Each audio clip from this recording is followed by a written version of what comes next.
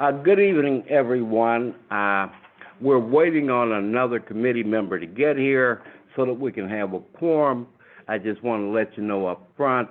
Hopefully, they will be here very shortly, and I appreciate your patience. I'm Alder Pete, the chair. This is Alder White, one of the other committee members. So please be patient.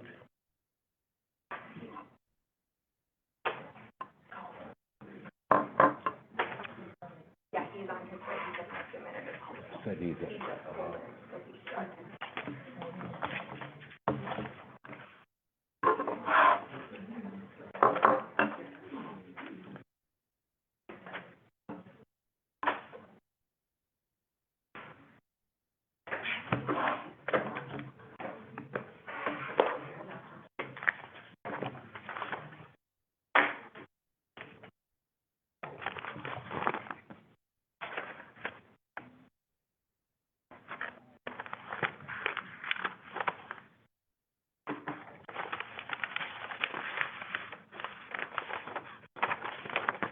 Anybody know the 12 Days of Christmas? We could sing in rounds. Or what is that song that you sing in rounds? Row, row, row your boat. Anybody know Row, Row, Row Your Boat? No, that's the one I thought of. Row, okay, I'll start. Oh, 99 bottles of beer on the wall, okay. All right, seeing it's unanimous that I start. No.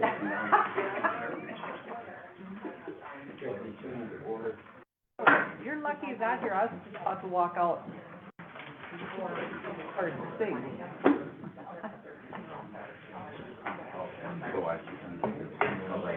Called, I was finishing up on the machine. I said, I better get my. Yeah, you better. My name's not gonna be on that. Okay.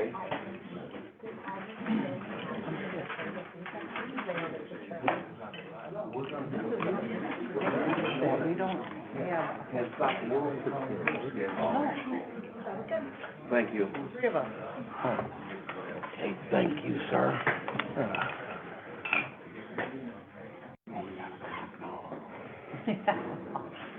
Yeah, we almost lost it.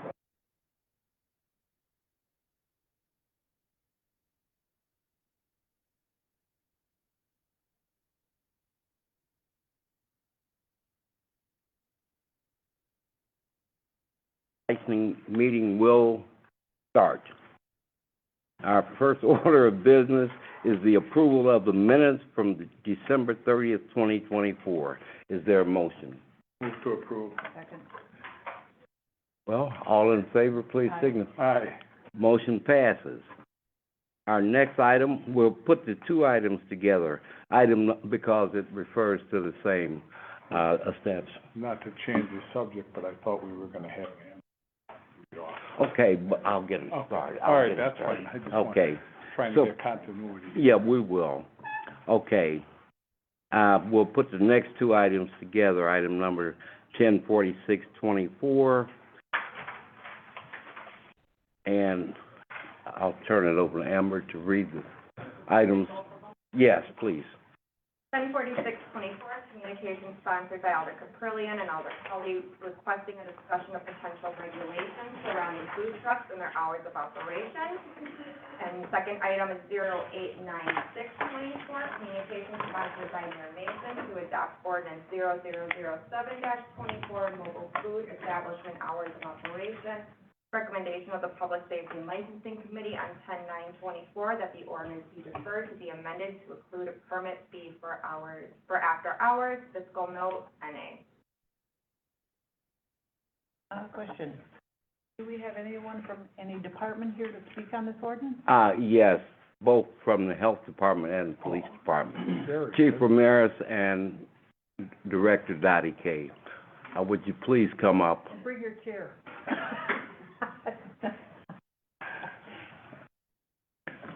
Oh, Oh, she's gonna, we have extra chairs here. she's gonna Find a get, couple more at the table. well, they have three. We have extra chairs. Yeah, and yeah, they're good.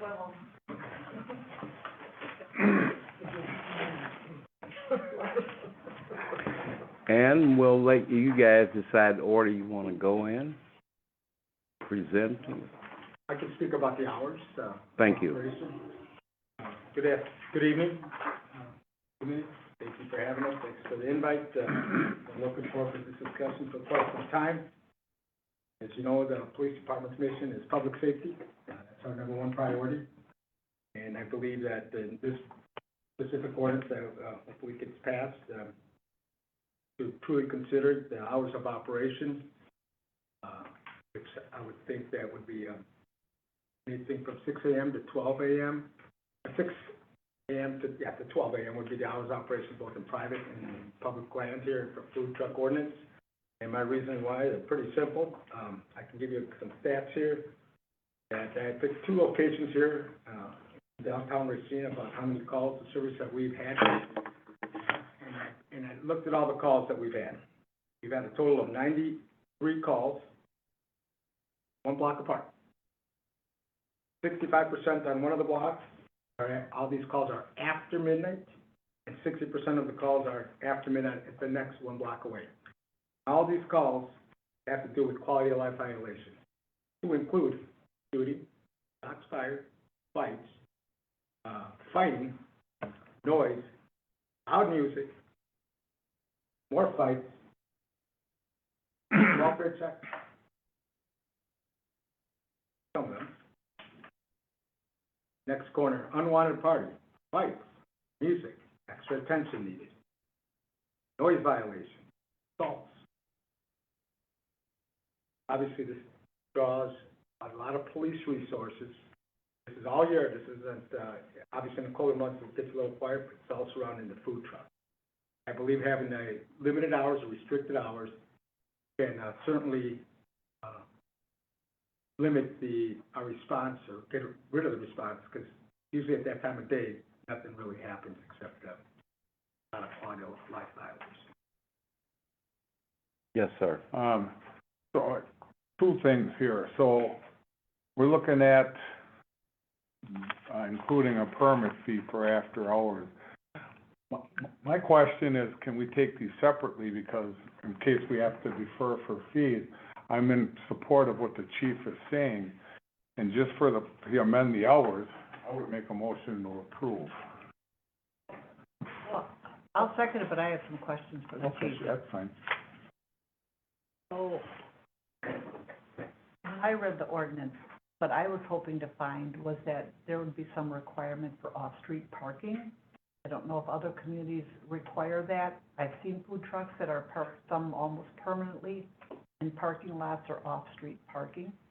Is there the ability to include that in this ordinance, that food truck could not be parked on the street, that it would have to be in an agreed parking lot? Can we do that? That is an amendment that the committee can make.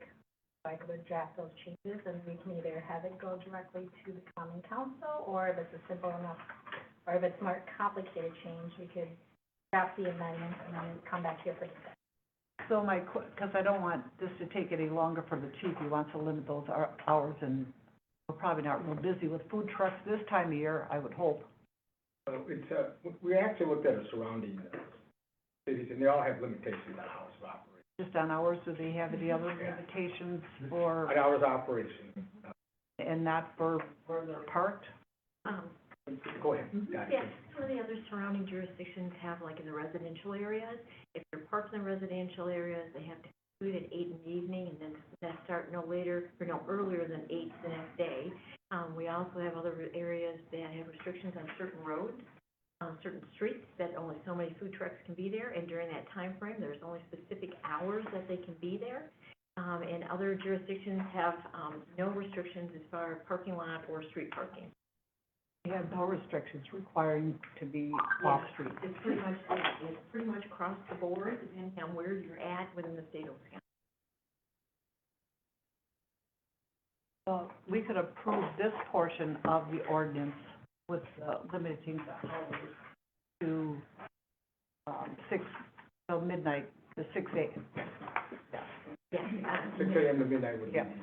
the hours of operation. Yep. yeah, and from midnight to 6 is not operational. Looks like there's some people here that want to weigh in on this. Absolutely. Did you guys sign up? Okay. Yeah. Mr. Chairman, there's a couple people that want to weigh Okay, in. she just gave it to me. Okay, would Kevin please come up?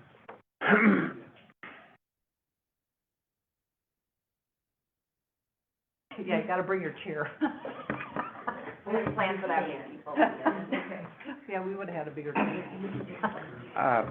First of all, Kevin, could you please state your address? I just see West Street on here. West Street. Okay, thank you. Go ahead, please. Oh, please just limit your comments to this particular item. Thank you. All right, so I'm here to speak on the food truck. I am a food truck owner. Hours of operation. I think we've been held responsible for people that's supposed to conduct themselves as adults, but don't conduct themselves as adults. And I don't feel like that's fair to us. Only thing we know we try to do is, feed our family. This is how we feed our family. I don't think that we should be limited to working, let's say, third shift. I mean, not only are we feeding our family, but we have employees that work for us that's trying to feed their family as well. The chief has mentioned before, not this meeting, but the last meeting that you guys spoke on, that someone was shot right outside of my food truck. I don't know if you're familiar with this term or not, but that's lying with omission. Basically telling partial of the truth.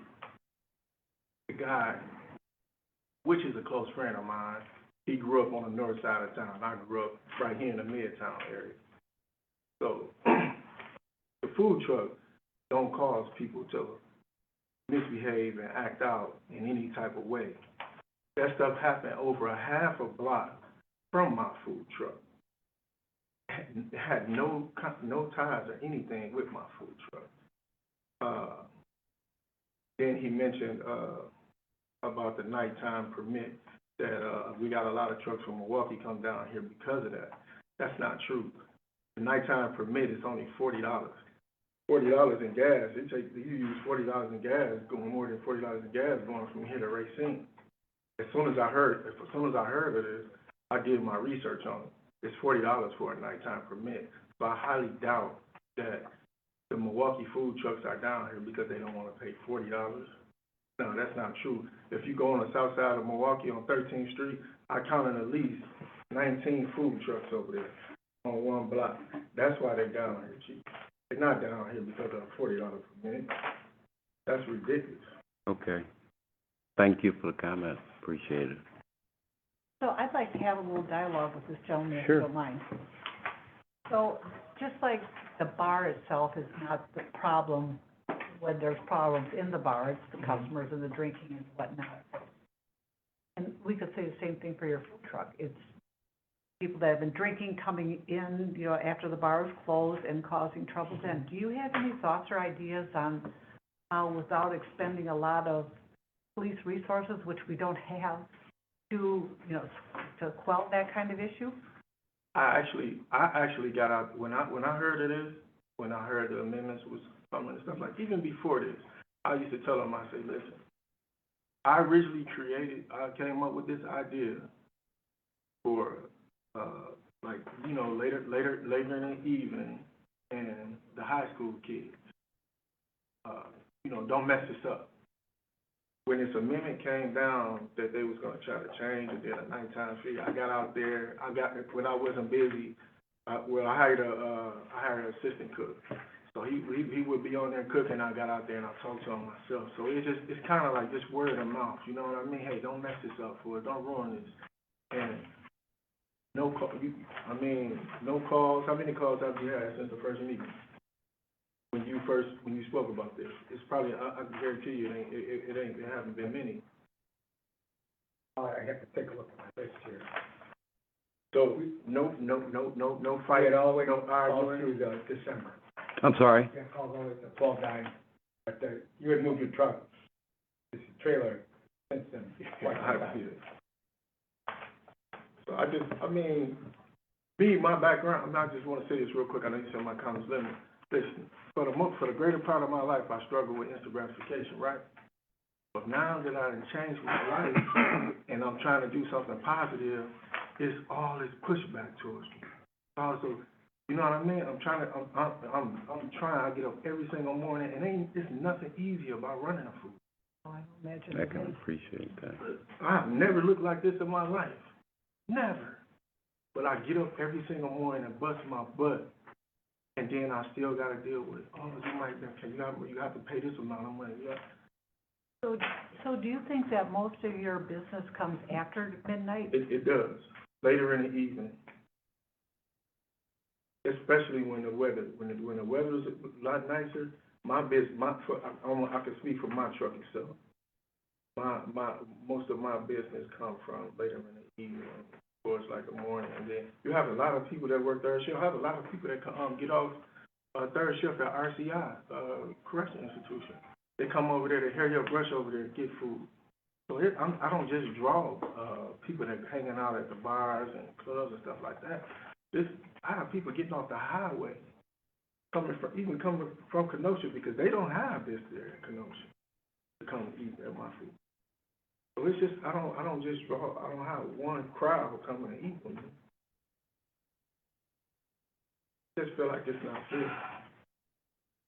Thank you. Well, you can see, though, that there is an issue, It is. yeah, for our police department, Right. when there's problems there.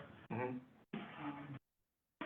But I understand from your perspective, and that's really what I think this committee is about, is to have these kind of dialogues and come to some kind of solution.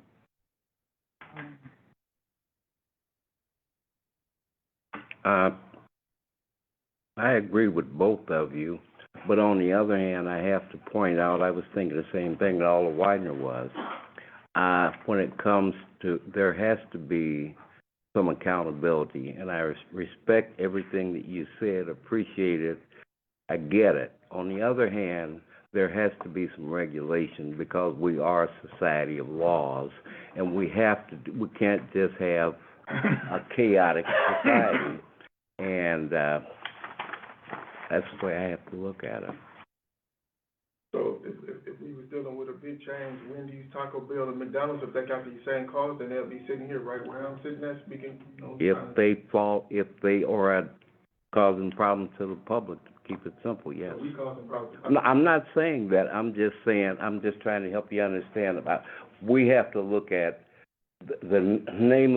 part of the name of this committee is called Public Safety, and we have to deal with public safety, we have to deal with police resources, we can't have a policeman on every corner, and again, her analogy with the bars, Alder Widener's analogy with the bars is the same kind of thing.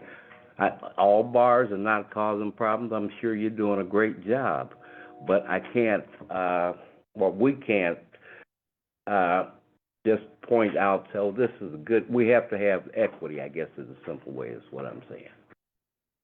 And I appreciate. None of the calls that was made from the business, they don't.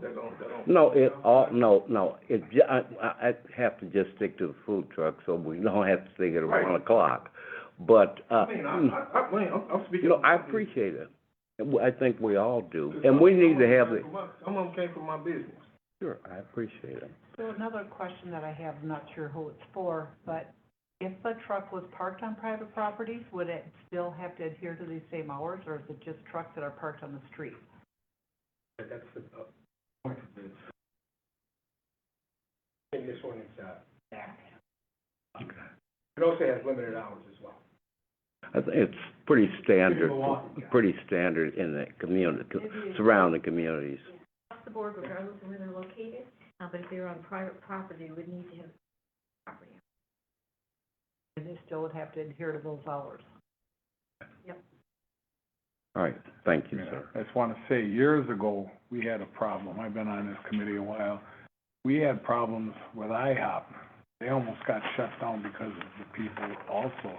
But we do not have the police resources to go, there could be 2 or 3 food trucks, and we got limited officers, and it costs a lot of money to get out there and do it. We have to do something. So, I still support this, and we can see how it is. They're also coming up with a fee for after hours. I don't know what that is and stuff like that, and maybe that'll help. I don't know. That was one of the discussion points. Right. But we have no recommendation for fees for after hours. Other jurisdictions don't do that.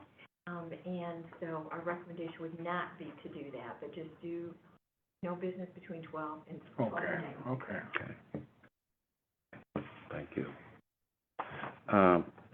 Did you have any final comments, sir? Our next person that asked to speak was Edric Scores, I believe it is? Scars, sorry. I own Ed Texas Soul Seafood and Chicken, food truck. The problem I have with this is, just like we were speaking, if it was Wendy's, McDonald's, or whatever, if I get a burger from McDonald's, I go down the street and I get shot, that ain't McDonald's fault. And I don't care what time they open, it's not their fault. With a small business, you can say, oh, well, you gotta be accountable. With a bar, you say, oh, you gotta be accountable. All of us have to be accountable. The problem is, we looking at these calls, we looking at all these things, but you talking about health, public safety. It's not just these calls, because if you really want to call it, you got probably 12 or 13 food trucks here in this city, okay? They're supposed to have a base.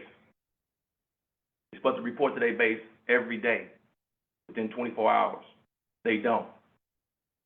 You worried about people getting shot in the butt, they could be dying from bad food and poison, because they're not taking care of the things they're supposed to take care of. Like I told this man right here, I don't have a problem with the times because it doesn't affect me too much, because again, I'm on private property. And I think if you own private property, you shouldn't be able to tell me what to do. And the reason being is because it's private property. You know what I mean? And if it's $40 or $50 or whatever, that's fine.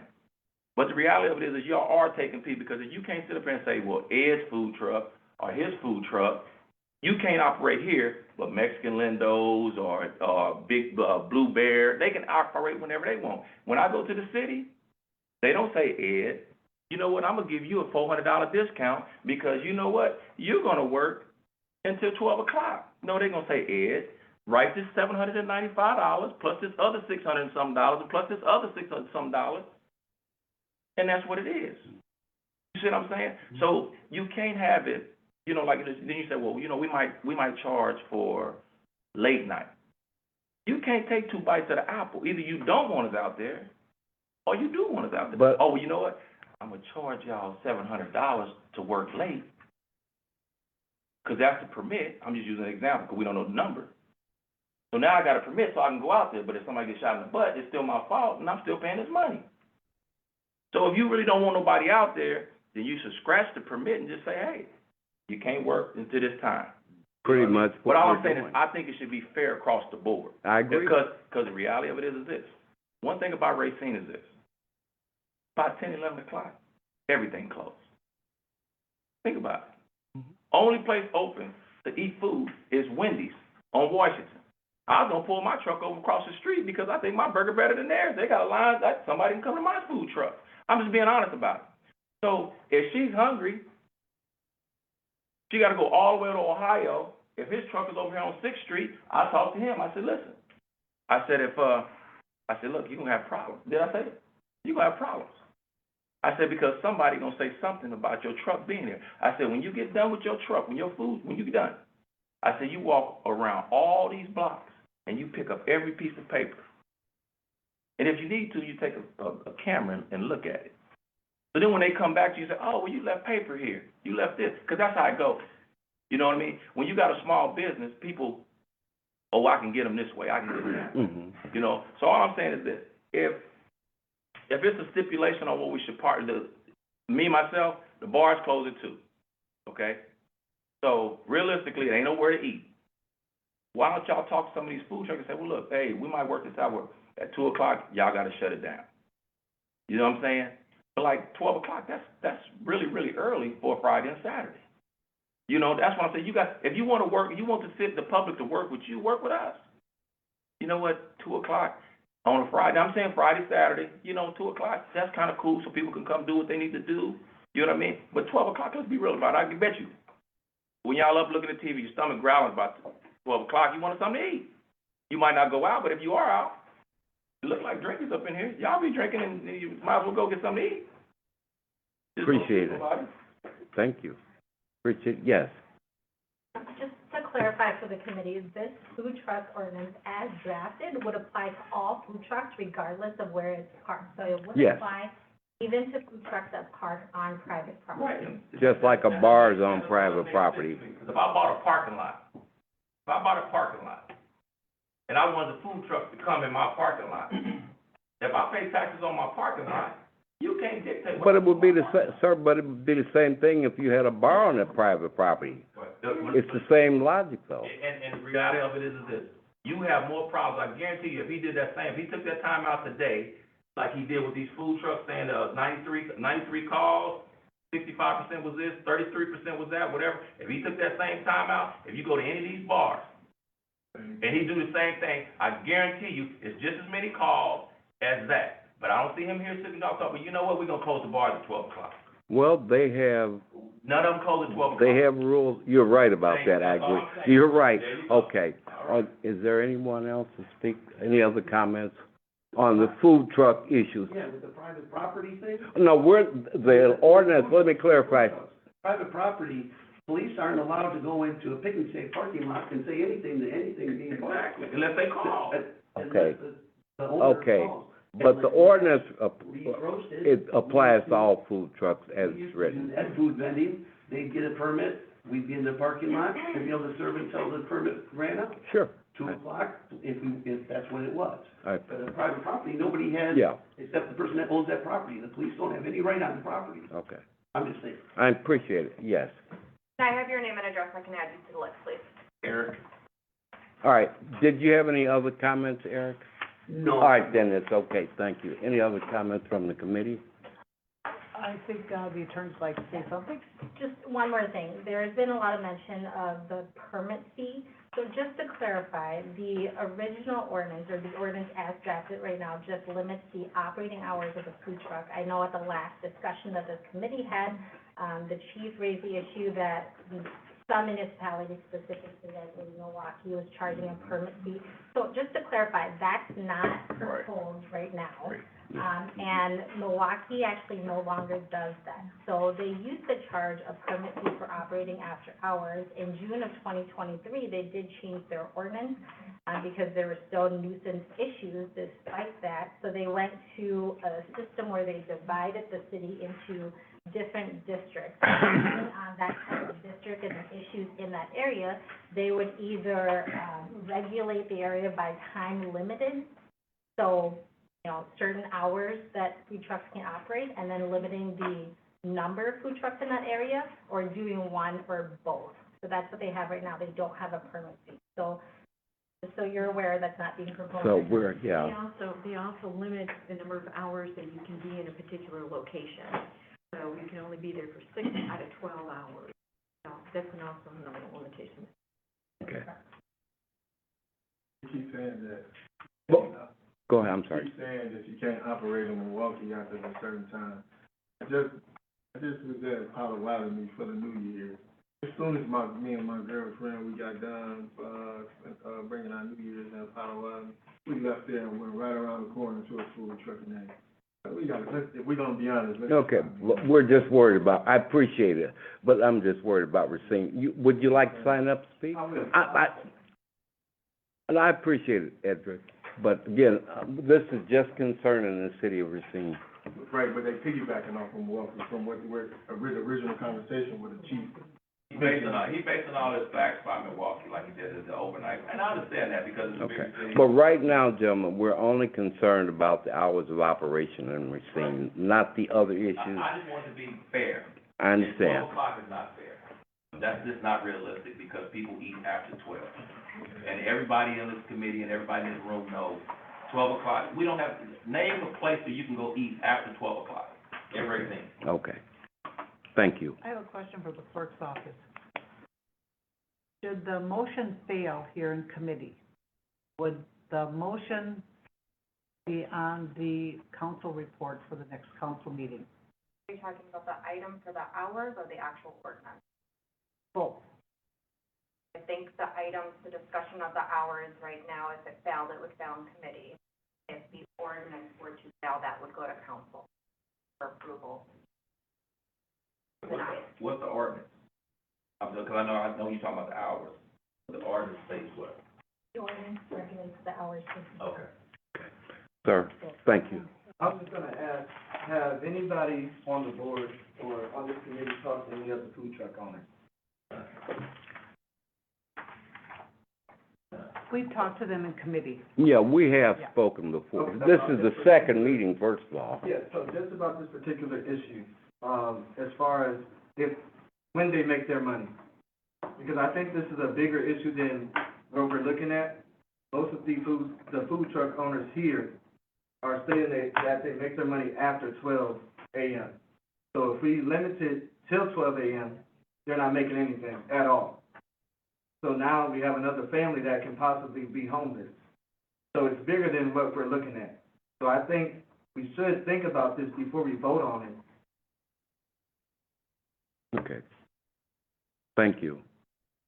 We've been looking at this and bouncing this around for over a year. You have to come up with some type of decision. What have you been looking at? Because the reality is, I haven't had my truth for too long, but if you did have a meeting with all the food truck owners, the reason you're not gonna get all the food truck owners here, honestly, because probably 85% of the food trucks that are in Racine are from Milwaukee. That's the problem. And they park away from, that's why they never go to their base. That's more important, honestly, than the work hours. And you can ask the health department that. If they had something to say, they say, leave them open to 1:30, but at least let them be healthy. The reason I know that because they went through cracks and crevices in my spot to make sure everything is right. And if it ain't, they're gonna make me make it right. And I'm cool with that. The reason I'm cool with it because if somebody come to my store or they come to my food truck, they know, you know what, he got this stamp on it, they cool. Anytime they come to my truck, if they wanna come in that joker, they come in that joker, do what they need to do, and there you go. Because that's how you run a business. But the reality of it is this, if you had a real farm with the food trucks, all of us probably want to run square. We can pull our square up and we can tell you exactly when we may get busy. And then you say, oh, you know what? They do, this truck is busy between 11 at night and 1 in the morning, you know? You ain't gonna see nothing on mine because I ain't out like that. But just because I'm not out like that, I don't wanna cut this man's throat. You see what I'm saying? Okay. So we cannot differentiate between if somebody's got a food truck from Milwaukee and coming down here, or somebody that's from Racine that's got a food truck here in Racine. You can't make that, Well, we've got 17 licensed food trucks here in the city of Racine. 50% of the food trucks that are in town are from Milwaukee. So when we do inspections, we check their base, we also check the truck. We have conversations with the operators to make sure that they're certified, they've got all the licensing, all the pay, everything is in order, when we meet with them and when we do the inspections on them. We also refer back to the municipality, that they come from if there are problems with their. Okay. Okay. At this time, I would entertain a motion. they already made a motion. So, Could you make a motion again, that we've had so much dialogue since well, the then? motion that was made was that we would approve the hours as presented. Okay, we have a motion and a second. Since there's only three of us, all in favor, please say aye. Aye. Aye. No? Well, motion carries. Any further discussion? Hold on. Yeah, well, motion carries. The hours would go along with the ordinance as stated. So, the committee voted on the ordinance, what about the other? Yeah, what about the If other? you're done with that, the appropriate motion would be to receive and file. So we were just discussing the hours. That's what the motion was on, was just the hours. Yeah, Right, I believe Alder called those two items together. Yes. You still have the, Then Alderman Cole said he wanted to take these two separately. Separately. okay, then you still have. okay, then, so would you read the next part of it? Oh, but for clarity, oh, you have the record, the first motion first item passed. Okay, so you want me to read the ordinance right now, correct? Yes, since Alder requested that their I second. just wanna say something on this. I'm sometime down the road, I'd like to look at revisiting this, because I understand what you guys are saying. But we haven't made any kind of decisions, and we have to start someplace. But before you start someplace, I think you should do, and I understand you said y'all been doing this for a year or whatever. Yeah. I really do. But if you can add, you know, there's certain people that you can work with, certain people you can't, and I understand that. But for you guys to be aldermen and alderwomen, I appreciate Ms. Lady, and you know what, I really don't know. I'd rather say no than say yes on something. Oh, I- Y'all saying, just a second, let me just finish. Okay, go ahead. If y'all said you really wanted to do something that's, like the health department just told you, out of 12 trucks, maybe 7 or 8 of them from Milwaukee. So you got 4 trucks out of Racine that's paying tax dollars in Racine, okay? All those trucks that's not in Racine, take a ride with me when we get done. I can tell you right where they park, where there ain't no kitchen, where if you wouldn't have some food buying, your stomach is hurting. So see, you talking about hours of service, and I understand that. All I'm saying is, why don't you have a meeting before you make this agreement? Why don't you send something out to all, they have the addresses, and say, look, let us meet with y'all and let us talk before you make a decision that's gonna cost this man money, gonna cost me money, and actually, it's gonna cost the city money.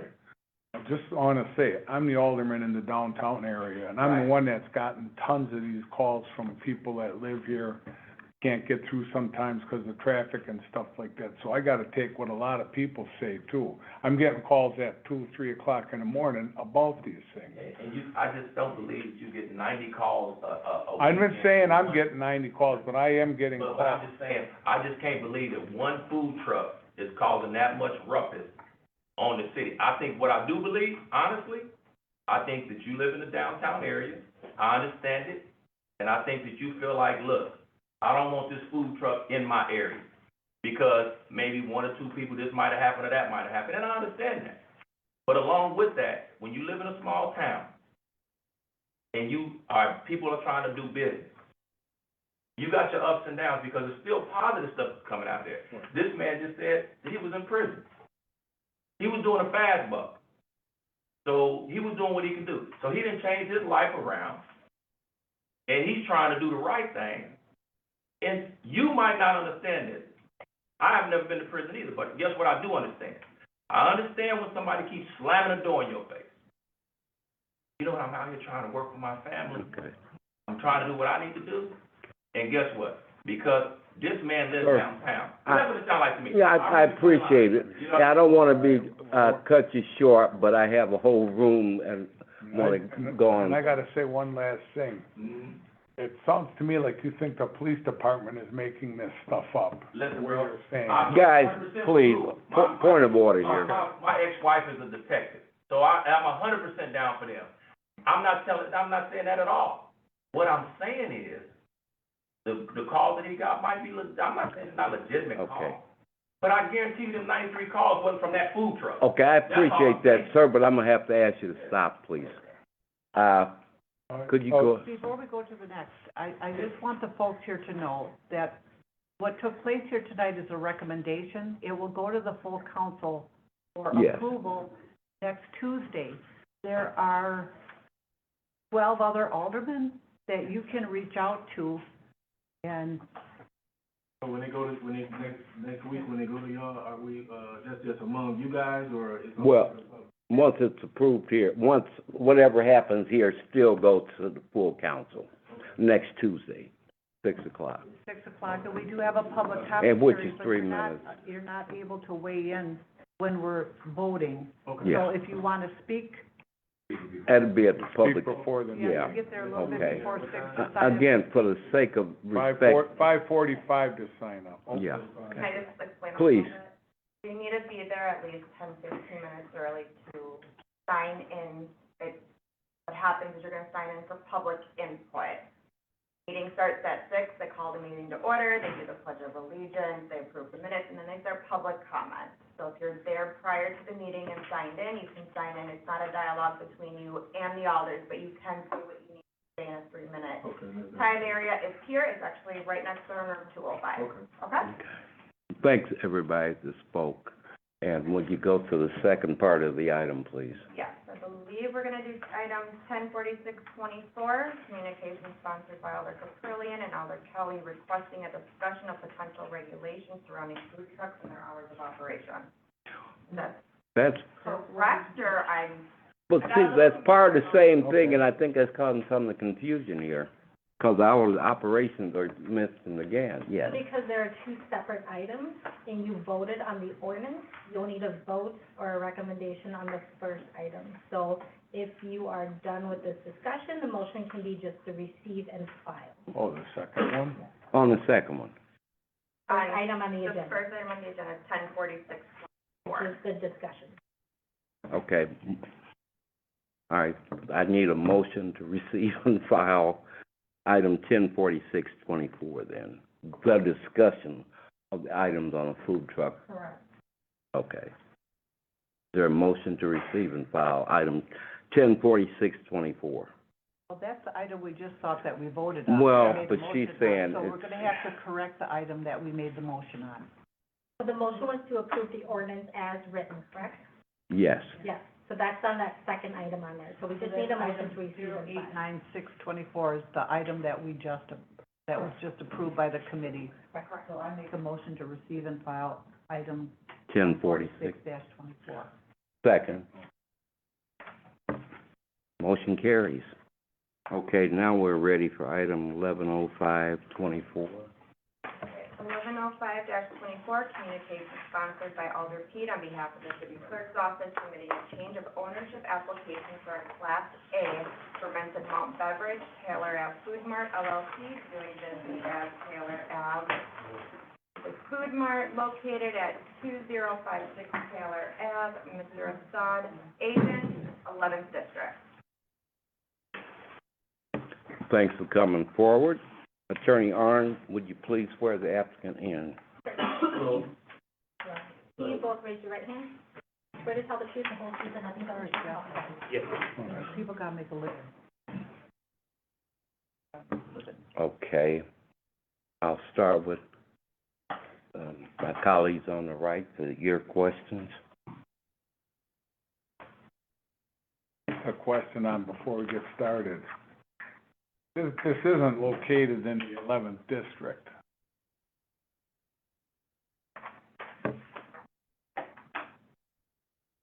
Would be in- You know what, I talked to Lynn, and she said it was, 'cause I thought it was Davis also. But Lynn says that he is in the district, and she is 11th. We talked about that. Alderman Lynn? Oh, land. Yeah, Alderman Lynn. This is Well, Olivia what- Davis. what- But Lynn said it was hers. I just wanna make sure it's correct. Okay, that's what she told me. I had no idea the lines got all discombobulated. Yeah. Okay, please I'm lucky proceed. I'm still in my own district.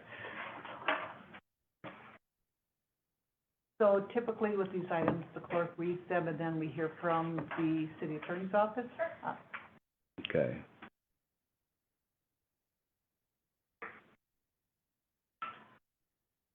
Sorry, real quick, I was looking up the address. It's right on the border, and the way that the maps in our system pull up, it says the 11th District. It is, yeah, that's what Alder Lynn, who's Alderman over there, told me. Okay.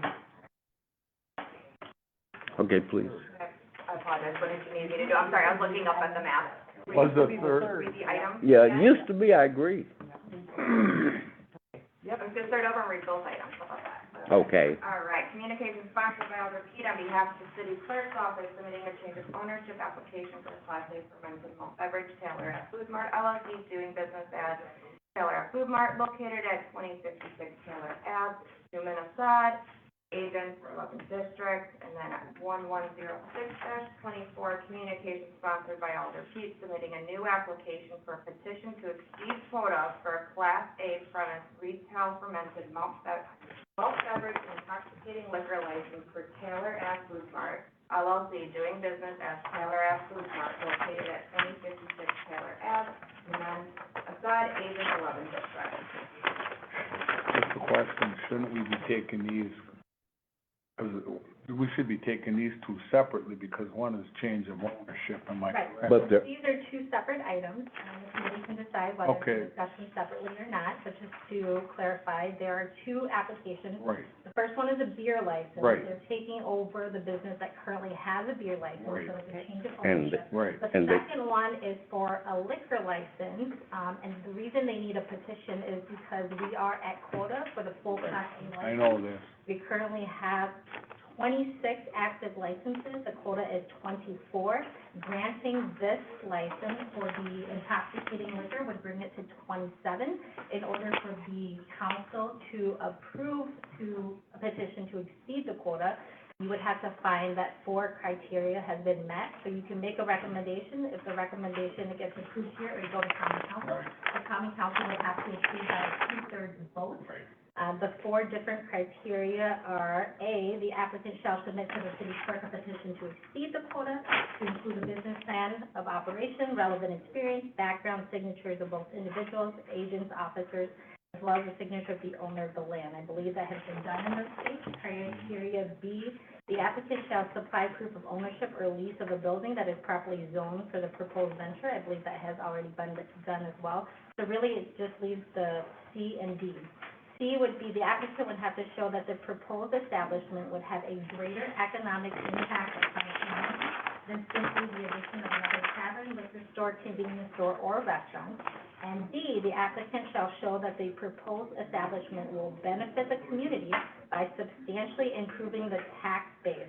For example, the establishment would have to extensively rehabilitate a blighted or deteriorated building, construct a new building on vacant land, or benefit the community by conferring some other tangible and substantial improvement for the area. could you just, repeat the letters that they need Yeah. to, we need to go over? It would be C and D, that's on C and D, gotcha, 32 of your application. gotcha.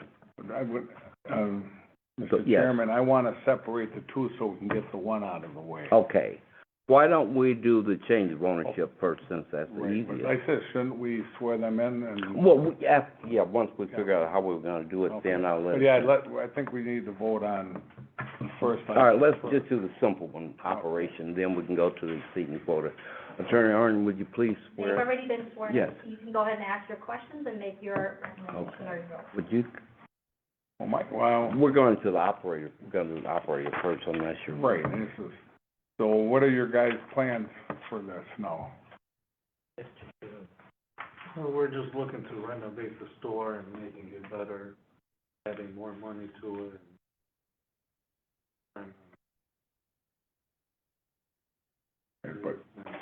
Um, Yeah, so what we're looking for is, are we doing the change of ownership? or- Yeah. we'll change of ownership. right Right now. now, we're just looking, the current situation of the store is, going downhill. He has a lot of experience in retail stores, so I wanted to bring his experience to that area, improve the quality of the service and the product that we're offering, so we can increase sales and benefit the community. We're also doing remodeling and, decorating the store, Making it a full convenience. making it a full convenience store. Okay, just for my clarification, which one is the operator, and which one, and you're the owner? I'm the agent and he's the operator. Okay, and you haven't been sworn in? I'm his brother. Okay.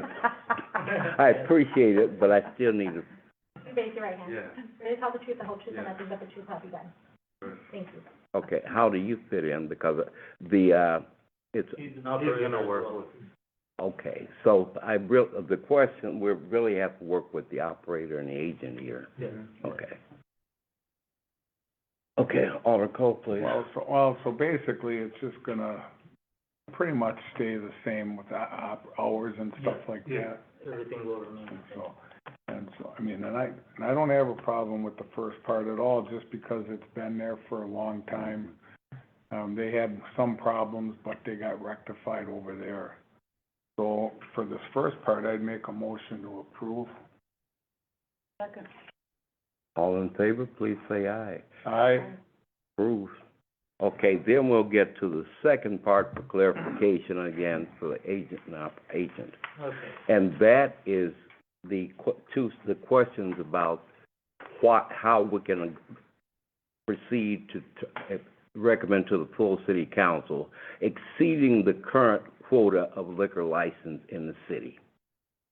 That makes sense? Or you follow me? Yeah. Okay, and I'll start with the questions, and then I'm sure the committee will have follow through. And the ones that are stated here, one of the criteria that still has to be addressed, you have to supply proof of ownership or lease of a building that is properly zoned for the liquor license or proposed venue. Let's start with that one. And, Do you want me to answer that? yes, I mean, it says proof, not just words. But like, we have a lease agreement with the landlord and we're purchasing the building. Or first option buyer. Yes, I'll repeat, the first two have been met with their. A and B. Yes. Yes. Through the clerk's office. That's why I So started you with have C. and- That's why I started with C. Oh, I'm sorry, I thought you were reading B. No, I started with C. I'll read it again. Applicant shall, you said C, right? Yeah. Leave that open. Prop it open, will you? Norman Okay, here. applicant shall supply proof of ownership or lease of a building that is properly zoned for the proposed venture. I believe we met the first two. I'll just, it's actually on page 32 of your packet, I'm not sure. 32, took it right off the, I just printed, I just took this right off the website. So, C, this one. Oh, I'm you're sorry, saying, C is in criteria, C is not number C. oh, okay, you're wrong, C. Okay, I'll repeat that then. Applicant, you guys ready? All right, you need to show that the proposed establishment, that the service station or convenience store will have a greater impact, economic impact upon the community than simply the addition of another, place to sell liquor. In other words, how is it going to add money value or economic value to the community?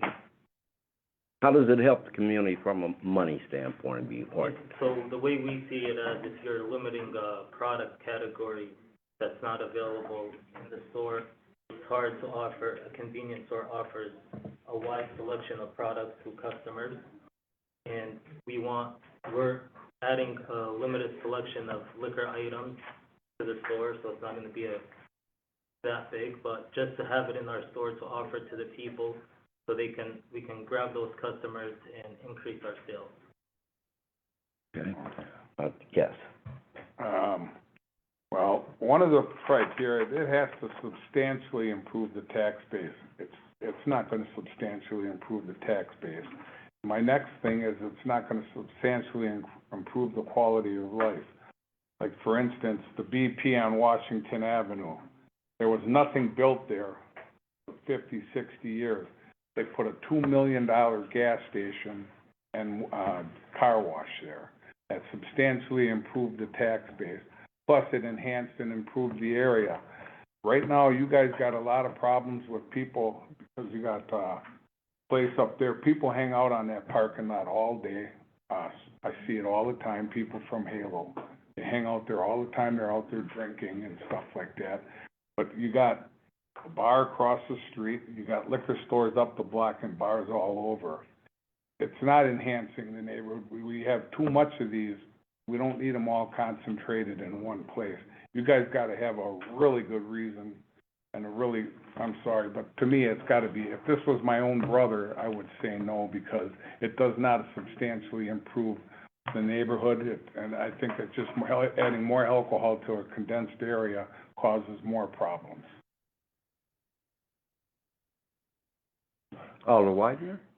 I just had a question about the building itself. From what I recall, 'cause I worked right next door at the Workforce Development Center for many years, the convenience store itself is in like one half of the building, and then there's like two portions that are different, and there's still two that are businesses right next door, still next to the building. So you say you're leasing the building and you're gonna buy the building. Is it in your intent to expand the convenience portion part of the store at some point? The only reason why we're trying to add bigger is to expand our, like, the convenient area. We're not focused to make that whole liquor store like the other ones around us. Like, we're looking for a small selection of liquor behind us, or we're really making it like a whole supermarket instead. But once that is met, we can't tell you what you can and can't get. So, I mean, that neighborhood is in transition, and it's not a good thing, and adding more alcohol and concentration of liquor to that area, it's not a very good fit right at the moment, so. And I think a bigger part of the issue is that we're gonna go beyond our quota for liquor license at this time, and I just don't think this situation warrants going beyond the quota. We have a quota for a reason, because we don't want our neighborhoods to be saturated to the degree that they're becoming saturated, so therefore by state statute, correct, we can, by state statute, we can establish quotas. This is by ordinance. By ordinance. By ordinance, yes. Okay, are there any other questions? I don't see that anyone has signed up to speak on this item. Seeing none, a motion would be in order at this time. Motion to deny. Second. All in favor, please say aye. Aye. Sorry, gentlemen, about the first item. But again, as Alder Wiseman pointed out earlier, it will now still go through the council, as we told the last group. But at this point, it has been ruled against or denied. The liquor part, you still have the operational license, you'll be able to do that part, just not exceed the quota for the liquor license. Good luck to you, I'm sure you'll be successful, thank you. Thank you. Next item is 0744-24, communication sponsored by Alder Tweed on behalf of the city clerk's office, submitting a new application for a Class B retail fermented malt beverage and intoxicating liquor license for Pub 41 LLC, doing business as Pub 41 Banquet Hall, located at 3701 Grand Ave. Name wrong, I apologize. I should be Nine agents, 11th district. The recommendation of the Public Safety and Licensing Committee on the 9th was to be deferred. Is anyone here to speak on the item? Do we have the applicant? Is the applicant here? Is this the second time we've Yeah. done this too, or first? Second at least. Oh, it Oh, was hold on, deferred, hold on. I'm sorry. Well, the first time the It was- committee deferred. We deferred back it in the first time. September for them to revise their application. They did revise their application. They attended another Good Neighbors meeting. So this would be their first time not appearing. Okay. Can I have a motion to defer to the end of the We'll defer this, let's defer this till the end of the meeting That's- and then come back. Alder Wiseman, would I you don't second? think we have to do, You don't need a motion. All right, we don't need a then let's motion. do it. We'll go back to it. Next Oh. item is 1107-24, communication sponsored by Alder Tweed, submitting a change of ownership application for a Class A retail fermented malt beverage license premise for Pristine Petroleum Inc., doing business as Hometown, located at 2240 Northwestern Ave. Mr. Yan, agent, 8th district. Is your name wrong? Thank you, sir. Attorney Arndt, would you please swear the applicant in? Yes. Would you please raise your right hand, sir? Do you swear to tell the truth, the whole truth, and nothing but the truth, so help you God?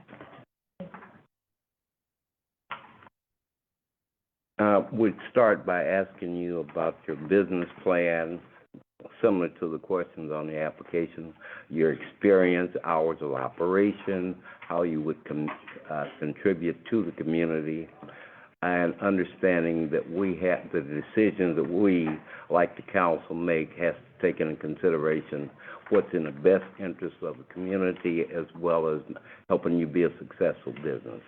So I would also include items such as your experience. Hold on, Yes. I think we can take 110724 and 110824 because, We have somebody to speak on 1107, by the way. okay, because he's got for both of them. So I guess we'll do them one at a time. Okay. You mean 1627 Washington Avenue, right? Yeah. Okay. But, well, we'll do them one at a time, but Okay. Still work on sub 41. So yes, we got to, On the paper. but he's the same age. yeah, gotcha. Okay. All right, let us know what's going on with, Yeah, the things that I asked, your experience, hours of operations, how you be a positive, establishment in the community, things like that. So it's a change of ownership. Mm-hmm. My experience is, I've been working for retail, since 2004, Mm-hmm. and, so, quite a while, I have good experience. The establishment is, already in running condition, so it's already business, and, the hours,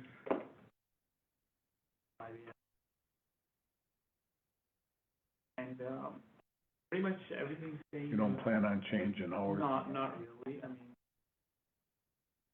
I go there a lot for gas, so. Are there gonna be any improvements made to the building, to the inside or to the outside? I mean, it's kind of a different neighborhood now than it was a year ago. Eventually, yes, we are, it's in our plan.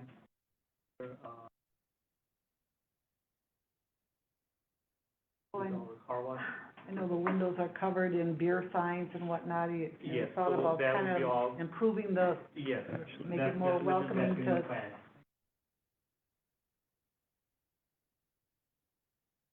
Any other questions? Yes. And you said you got experience selling. Yes. Got any experience with gas stations, or is this your first? No, I've been, the gas station, so mostly all that, from 2004, I've been at gas station. Okay. I'd make a motion to approve this item. Is it, all in favor, please say aye. All right? Well, congratulations. And then- Don't go no place. Yeah, we'll take up the next item, 110824. Back to you, to the clerk's office. Communication sponsored, or 110824, communication sponsored by Alva Peak, ownership application for Class A retail fermented malt beverage license premise for BB US Pantry Inc., doing business as US Pantry, located at 1627 Washington Ave. Mr. Neon, agent, 3rd District. And I have a question, a comment here. I noticed someone has signed up to speak. That is the agent. Oh, you are the person that signed up, okay. Okay, thank you. I'm taking it this is the same thing. Mhm. So are you buying both stations? Yeah, I mean, I'm gonna be agent. No, but I'm saying, are you purchasing them, the stations themselves? Or are you Well, just? one is, the other one is A lease? Yeah. Okay. And nothing's changing in that one either, No. correct? Oh, I go to that one a lot too. So with that, I make a motion to approve. you have a lot of gas. That's what I'm thinking. I drive around a lot. Can I get a second, please? Second. All in favor, please say aye. Aye. Good luck, sir. Good luck. You're spread all over the city, but good luck. I'm sure you'll be successful. Okay. Thank you. You're good to go. You're good, sir. Well, That's both items. This No, will, no, okay. the clerk will tell you. Explain that, yeah, she'll explain what happened. Yeah. Your item will go to common council next week. If it's approved via council, I'll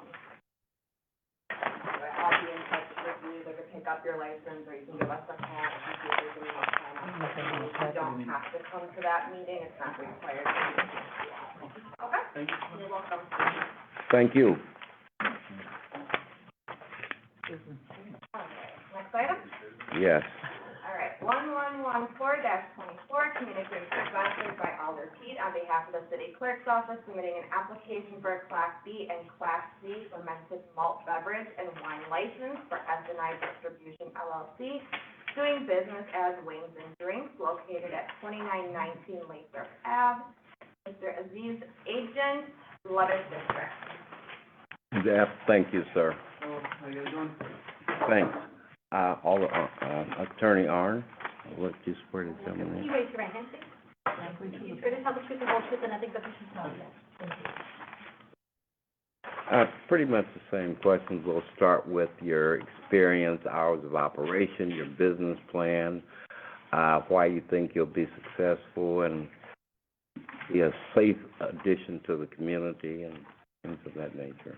Okay, yeah, so, the plan is, I'm sure a lot of people here have had Buffalo Wild Wings.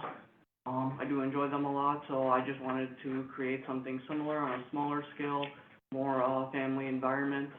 Obviously I'll be a small business owner for there, so I plan on having live sports, and, be serving, the main premise to be wings, and then with also, beer. I guess I'm having, where is this exactly located? I'm having, So I'm having the same, what's the physical I location? know 2919 Lathrop, but I'm trying to think what's It's on available. the corner of Durand and Lathrop. There's a. Durand? That's the gas station? That's a gas station there, it's, on the back side of the gas station. Is that Right a, in between Wisconsin Muffler and the gas. So you're opening this in the gas station building? No, it's connected to that building, but they're separate entrances, it's on the back side of the gas station. Oh, Mike, well, there isn't a lot of parking over there. We have ample parking space in the front because that whole area is empty right now. It's where the air pump is for the gas station, but, there's a lot of open area in front, there's at least.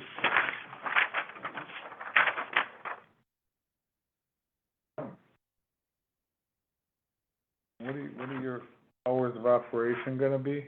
There will be from, probably around 9 AM to 10 to 11 PM.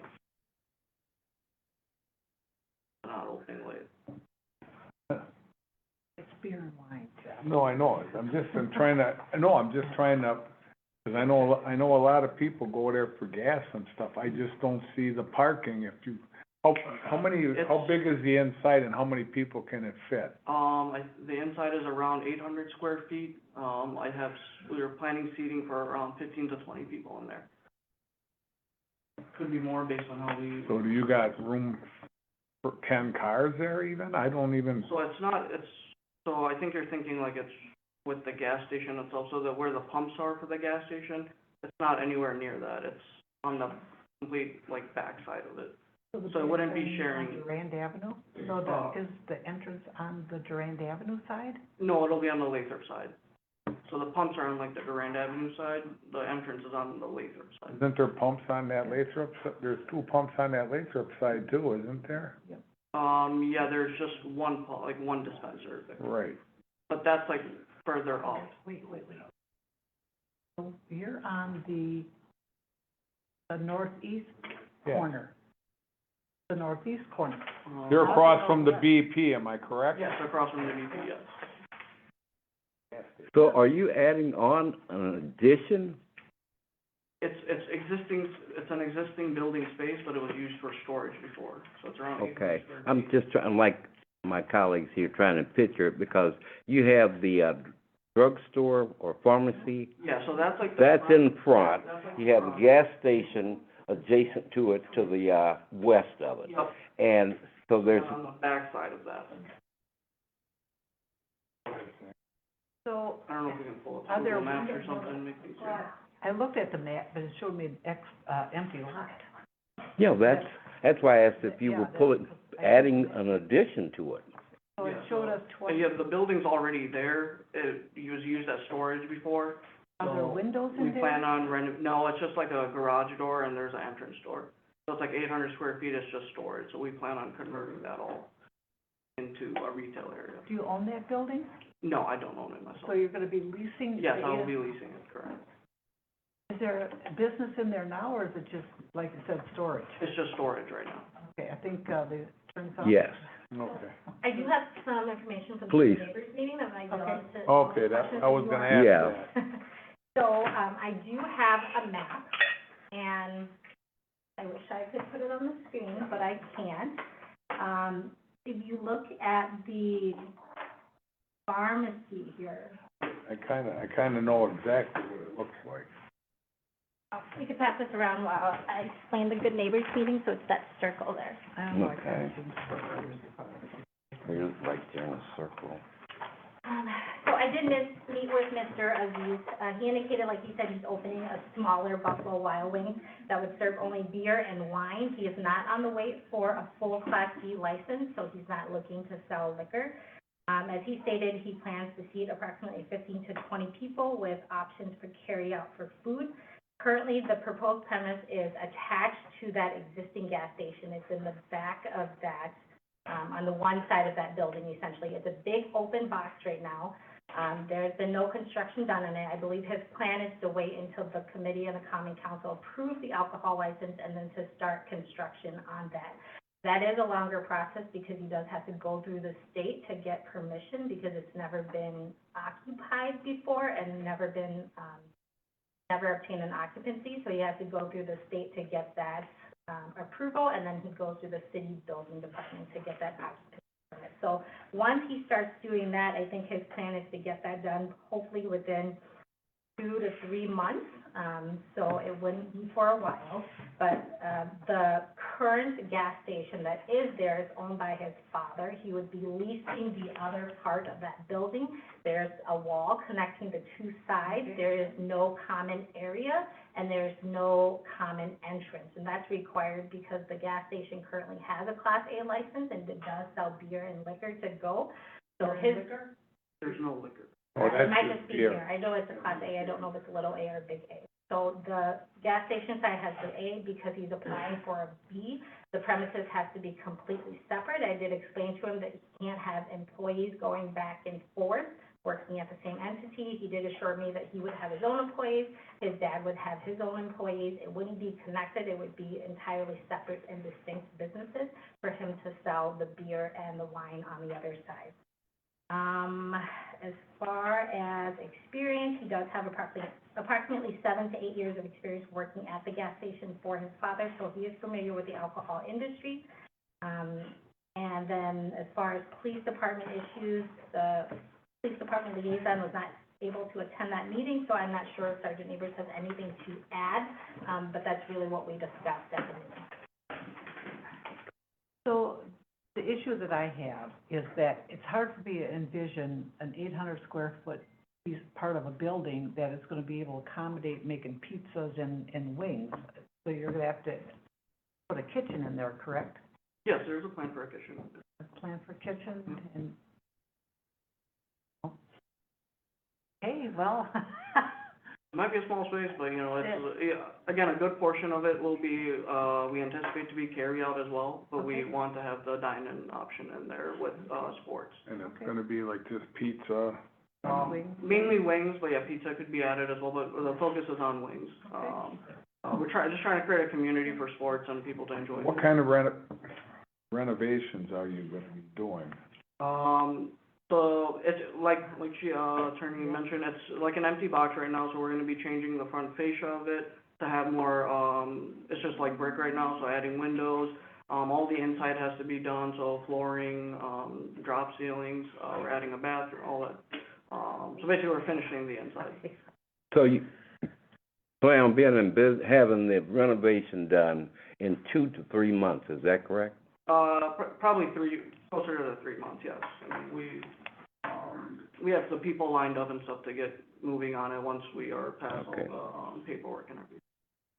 I would move to approve. I think this is really how things are gonna go. We're not gonna get big industry back. It's gonna be people thinking off the top of their Okay. head on how they're gonna make a living, so I move to approve. Can I have a second then? I have a motion, and a second. It wouldn't make any sense for me to object, so motion carries. Good luck, sir. Oh, I know, I mean, Hey. no, I just wanna say, so, 2 to 3 months, so you'll have to go through, do you gotta get a hood in there too? Yes, it will be. The attorney had mentioned some of the processes that we start with the state and stuff, so we do have the ball rolling Yeah, on a lot of the okay. things. And you have to work with the health department and Gonna be all quite those pricey. issues. Okay. Okay. And they didn't scare you away. And again, And that Attorney, didn't scare you away? the clerk's office will explain when you actually get the license. Okay. We're all Okay. talking here, but Okay. you'll get your license through the, Okay, once it yep. goes through city She'll council explain and everything. everything. Okay. And if I do need more time, just in case, just with how things work out, do I have to do anything different here? or- Get a hold of the city Yeah, clerk's you- office. Yep.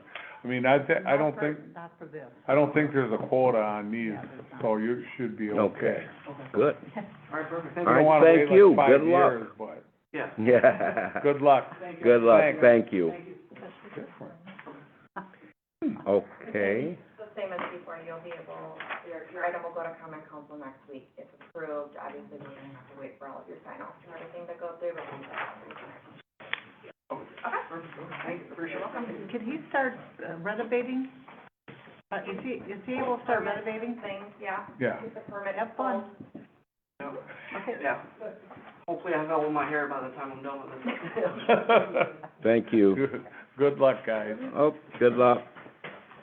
Next, we have 1109-24, communication sponsored by Alder Pete on behalf of the city clerk's office, submitting a change of ownership application for a Class B retail fermented malt beverage and intoxicating liquor license for Balcony Enterprises LLC, doing business as Cold Hall, located at 611 Wisconsin Ave. Juana Antonio, agent for district. I will let you notify you, it's misspelled, it's Oh. O instead of an E. Oh, you guys all got cramps? Good evening. I'll let Attorney Orange swear you both in. You swear to tell the truth, the whole truth, and nothing but the truth, so help you. Okay. I'll pretty much repeat, we need to get some more information from you about your experience, hours of operation. We're familiar, I think all of us are, with Toad Hall, so we're pretty much familiar with parking, things of that nature. But your experience, any plans, how you plan on to improve it? Yeah, I'll let you- so I personally don't have any experience in the food industry. However, like I have a bachelor's degree in science with a forensic sciences background. But my business partner, she has worked in the industry for over 7 years. Our kitchen manager, who's my dad, has worked with Corey, the previous owner, for more than 10 years. Like, he's like a family friend. He was like at my first communion, graduation parties, like all that. So we just like, he was like retiring, doing something else with life, like one does, you know. And he offered us like the business where I grew up going there whenever my parents were there and stuff. So we were just like taking over, and so we had like our bar manager, my business partner, and our kitchen manager all have experience in the industry. I'm more like just like the numbers person, and can look at the data and be like, oh yeah, good plan, you know? Okay. Yes. Well, that's my district, and love the place. Any kind of changes, are you guys making food, I mean, doing any kind of renovations, or you're keeping it inside the same pretty much? So it's basically the same inside, we just changed like the flooring on like the bar, we just like to meet city standards. We cleaned the carpet, but everything's staying the same, cause like it's like a staple, we're kind of known for like the interior. On top of that, we are changing some, menus on the menu, like, we're adding like new sandwiches, or like, I literally just went to Arizona like a couple months ago, and I was like, hey, I tried like a really good burger there, maybe we should add it to the menu. It's, right now we have our food license, so we've been selling like, foods, and, some of the things that we added to the menu have been a really great hit.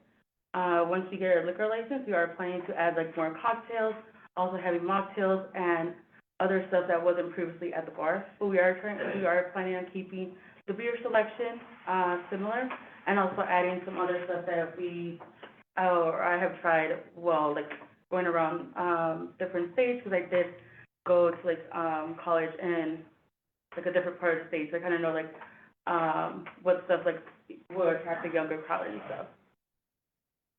And hours are gonna be the same, bar Yeah. time and stuff like that?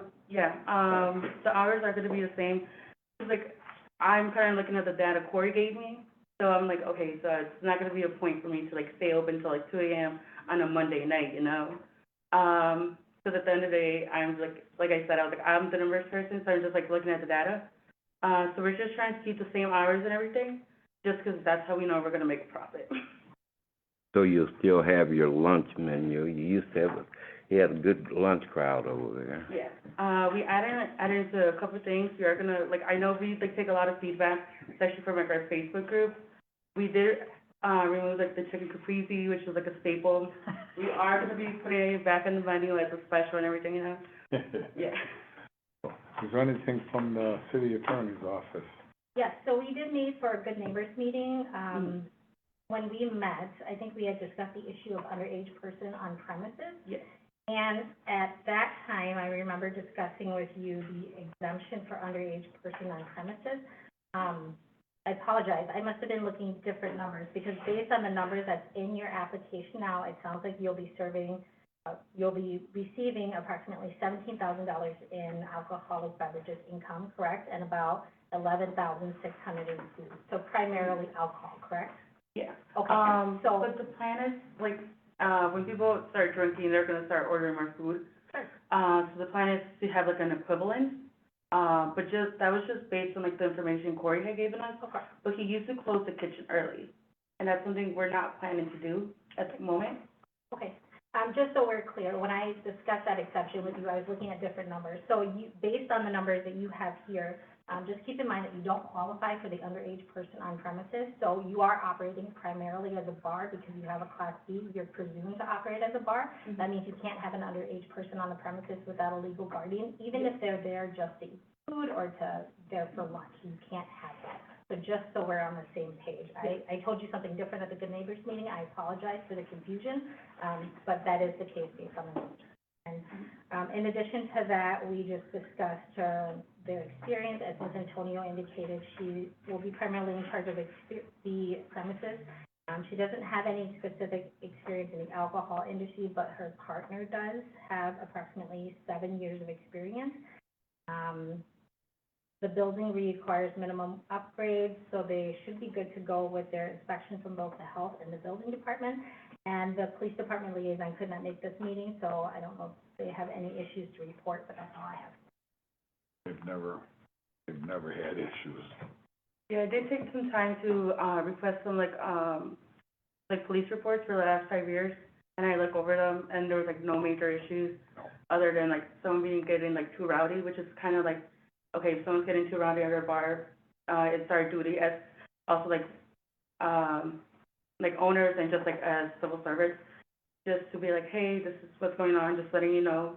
It might lead to something, but, based on the reports we got in, it literally did not lead to anything, other than the police being called, and we were just doing our part to notify them. Like I said, I know there's been nothing going on, so. Good business. Yeah. With that. Anything from you, Sandy? No. I'd make a motion to approve. Second. All in favor, please say aye. Aye. Good luck, Good luck. congratulations. I look forward to coming. Corey will tell you what to expect. Yes, same procedure. You probably memorized it by now. We'll be back. Next week, there's a little in front of the common council. Again, you do not need to appear once approved by that, since your office does have the next day. Let's go over it, so you can call before we go over sign off and things like that. And if it's ready to print, we'll give you a call once it's printed. By next week. So next Tuesday, they meet at 6 o'clock at night. So by Wednesday afternoon, if you just want to get a call, or you can, and I can see where we're at with it, okay? You have to have the license. Yeah. Yeah, we have to have the license before we can even order anything, Yeah. so. Did you pass all your inspections? Yep, we have everything ready to go. Twice a month. Have a good wedding. Well, good luck. Good luck. Yeah. Good luck.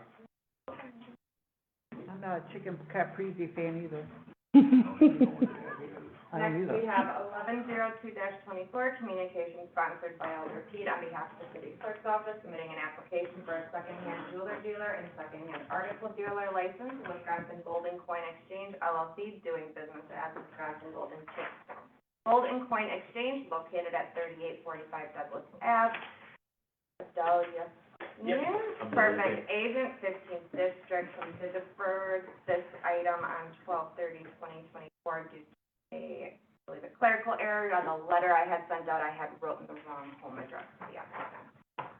Okay, Attorney Howard? We actually don't need to swear in. Okay.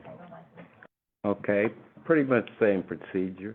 Help us understand your business plan, things, hours of operation, your experience, the positive impact you'll have on the community. And either the clerk's office will point out with the registry, with the police department software and things like that. Perfect. So my business plan is to basically, I'm sorry, I'm looking to do a buy and sell shop. I was the previous manager at Wisconsin Discount over on 1733 Douglas Avenue. That was my grandfather's business. I ran that business for the last 10 years. I'm very familiar with the Leads Online program as well, and the reporting. You know what it is to Yeah, start yeah, with. I started with New First, and then we transitioned over to Leads Online. That's the newer one. Always had a good reputation with the city officials, building inspectors, police department. Never had any issues with providing any reports on the merchandise that we buy. Familiar with the holding process. So I am looking to start my own business, and I believe that the way that I would contribute to the city as well is because I bring a lot of experience as well. Right now, I think the only coin shop other than American Coin would be Wisconsin Discount. The person that's managing that business, I don't have the same experience, neither to me or Bill. And I believe that I can bring more hours as well. Bill's only opened from, I think, like 3 days a week, and very limited hours. I'd be opening Monday through Saturday, 9 to 7. Anything from, my question is, Yes. where is it at exactly? I'm just You trying. know the charcoal grill? So you're Right in that all- shopping district. Okay, That'd be I don't know if you heard of, it used to be Ocean Blue Coral. yeah. So now you're starting this all brand new in this building? Yes. Okay. Yeah, you have the optometrist and all that stuff up there, right? Or is it the optometrist office in there? I'm thinking it's a little bit further north by the car wash. Yeah, so it's all right in that same shopping district. There's the optometrist, there's a dental office, Okay. Copper Pizza, and Charcoal Grill Rotisserie. Okay, okay. Any questions from my colleagues? Not me. Go ahead, Jeff. Move to approve. Second? All in favor, please say aye. Aye. All right. Thank you. Good luck to you, sir. Thank you very much. When are you planning on opening? As soon as I get my license Oh, no, I'm saying you got your store all kind of Yeah, renovated? everything's pretty much set up. I'm working on getting a little bit more of inventory, but hopefully, I would like to be open by the beginning of February. Okay. All right. This item, again, will go to common council next Tuesday once it's been approved by them and everything in the workflow is completed, you'll call the license. Awesome. I will say that your presentation was very well presented. Thank you. Good luck. Good luck. You are a great salesperson, I'm sure. Thank you, sir. I Thank appreciate you. it very much. Have a great evening, all right? You too. Next, we have 110424, communication sponsored by Alder Pete on behalf of the city clerk's office, submitting a new application for a massage establishment license. Massage doing business as a main massage located at 1324 Main Street, Racine, Wisconsin, Massage is the owner, 4th District. The recommendation of the Public Safety and Licensing Committee on 12/30/2024 was to be deferred as the clerk's office did not get a letter out to them. Thank you so much for your patience. And good evening, and do you need this? Okay. Pretty much the same thing. We need to, this is our opportunity to make sure that if things will work out with you and the city and the ordinances and the rules, and you'll be a good business partner with the city, so we'll ask you questions about your hours of operation, your experience. English, so I was just Okay. try to answer. Okay, we might ask about parking experience, I'm repeating myself, just make sure everybody understands. My wife and I own the building. My wife ran the massage spa for 5 or 6 years, and then she sold it once, and then it changed ownership again, and she's probably gonna be the 3rd owner, operating under the same name, same hours, same business. She's the sole worker there, she's licensed massage therapist. And you live in Racine also? She's just moving up from Chicago. I live in Kenosha, and she's temporarily staying at our house. Okay. So, in terms of management, she's gonna try to commute, what is the plan to, you say she's not living here at the She's moment? in Kenosha right now. Move to approve. I just had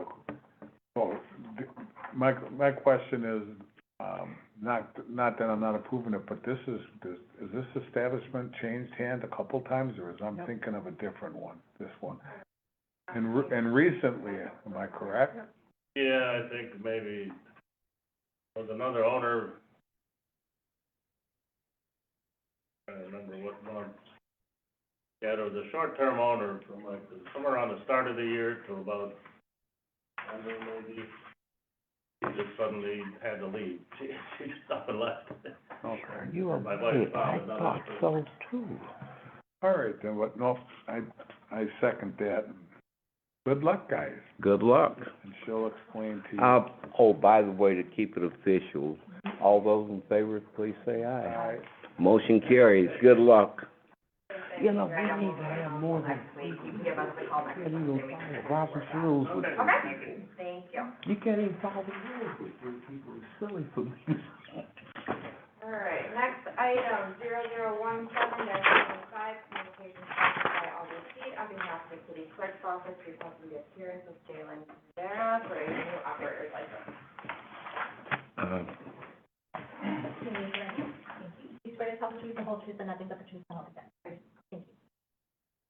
Okay, same questions, I need, I think we hear from the Yes. police department, or So- the city. shoot, The committee normally hears from the RPD liaison on this.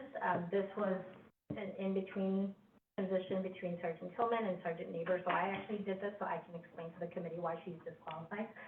So the results of the background check came back, and she is disqualified based on multiple felony convictions for the past 10 years. So there's two from 2019, and one from 2020, so forgery, theft, and felony vandalism. So based on that, she would be disqualified. If the committee wanted to grant the approval, you would have to find that she is competent based on evidence of the results. okay. I think basically, let me say it this way, there's certain criteria because of the information that was just read. We have to determine, based on the questions you ask us, that why we can override that, I guess is one way of saying it. That makes sense? Oh, yes. Okay. So, No, one question, she didn't lie on the application, am I correct? She did not. Okay. She was more than honest. She had some traffic issues. okay. So are you working somewhere, or you? So my current job did end, I was working with the election with Shawmut Services LLC. So when the election kind of ended, that job did end. So I'm currently on unemployment for that. So I am looking for work at the moment, and obtaining this license would of course help me with doing so. I kind of want to do serving, bartending, waitressing, going into that aspect. I've had previous work with like manufacturing, I've tried the office work. I just kind of want to have like, jack of all trades a little bit, expand my skill set, and I feel like that would kind of go with that. No, you don't have any place right now in mind where you would be working? Not 100% right now. I do have a few in mind that I would like to apply to, but I want to make sure that I have everything on my end cleared up before I kind of go applying and not ready for the position. And what was the last, year of any, 2020? Do I have to say special when I move to approve the license?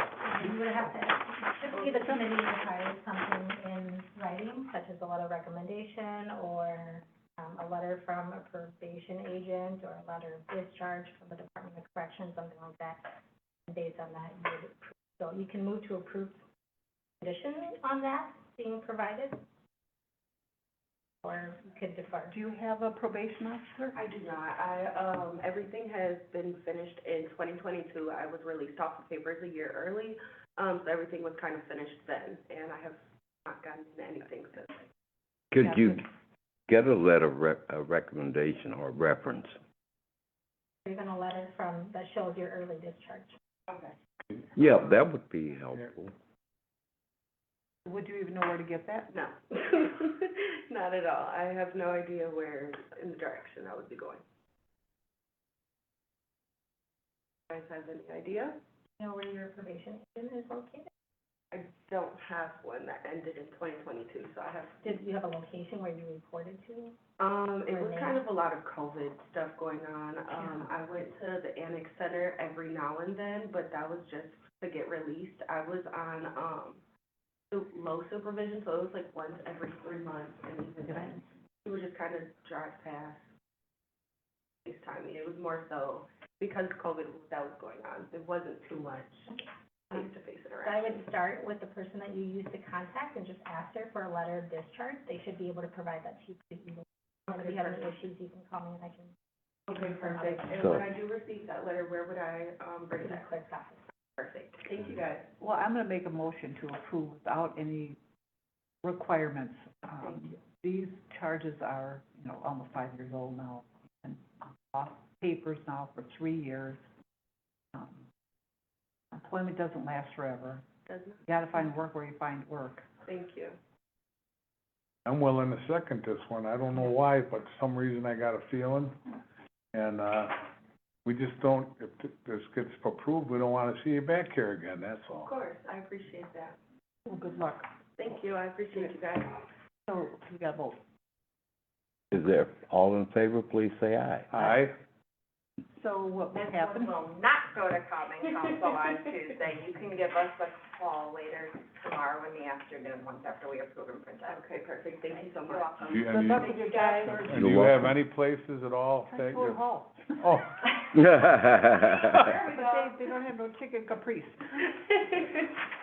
Thank you, guys. do you? Thank you. Good luck to you. Okay. Sorry, it took so long. All right, next, Hold on a second, what is, is he next? Okay, never mind, I Be thought we were past that point, my bad. Be I'm trying to push this thing. 0018-25, communication sponsored by Alder Feed on behalf of the city clerk's office, requesting the appearance of Nathan Fago for a new operator's license. Thank you. Okay. Thank you.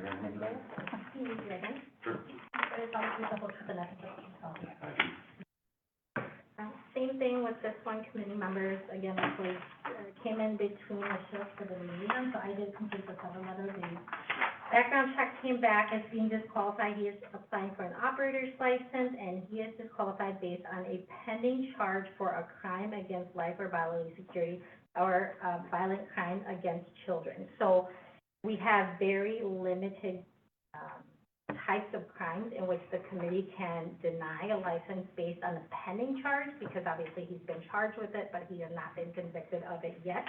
And the charges that are pending are one of those very narrow categories. It's child abuse, intentionally causing harm, and then disorderly conduct, which would not fall under that. So it'd just be the child abuse, intentionally causing harm. It's pending, it's a 2024 case, and it is in circuit court right now, so it's unlikely to resolve in. He also has a conviction from 2005, a fourth-degree sexual assault, but he's just qualified based on the pending charge. And we cannot ask any questions about these pending charges. So No. we have to make a leap of faith. So you can either deny based on the pending charge, or you can defer and wait for the case to resolve. I would say typically, if it's a felony case, and it was just filed last year, it's not likely to be resolved anytime soon. Sometimes cases drag out, sometimes they do resolve quickly, but more than likely they don't. So if you deny the license, then he would have to wait a year to reapply. So, you intend to work at George's Power, correct? That is correct, yes. Could I speak, yes, I intend to, I'm sorry, my name is Nathan Vego, 39 years old.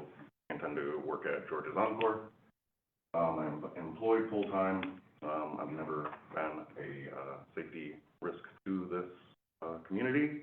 I'm here to actually submit, one form, that would be CCAP, which shows that I have not been convicted of the charge in 2005.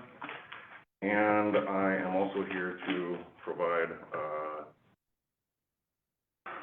information, about the pending charges. Those will be dropped at the end of March. I have not been convicted of that crime. I did not commit that crime. This will be resolved at the end of March. And, as, further proof of, my ongoing,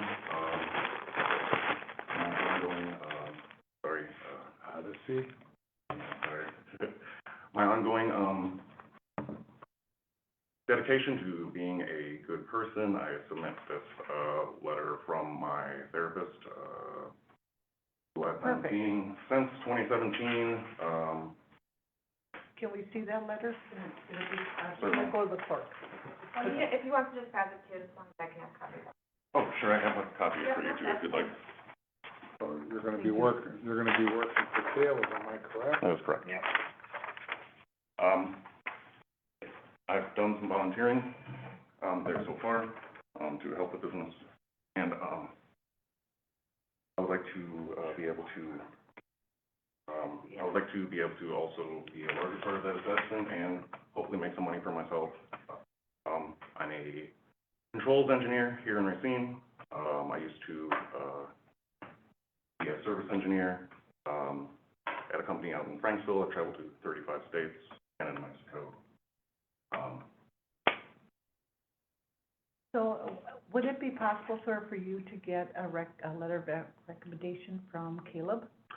Certainly I could, but, the reason I haven't discussed any of this with Caleb is because I've not been convicted of any of it, and I would rather not talk to anyone about these things if I've not been convicted of I them. understand that, but Caleb would be good with that. I know that he certainly would be. I'm sure that he would vouch for me, but I'm here standing on my own two legs right now. Okay. I move to approve the license based on the letter of recommendation, or letter of, whatever you want to call from the therapist. We give this when we're done, if we vote on this, But I- we'll give you a copy. Very good. Oh, yeah. Thank you very much, sir. I'll second it.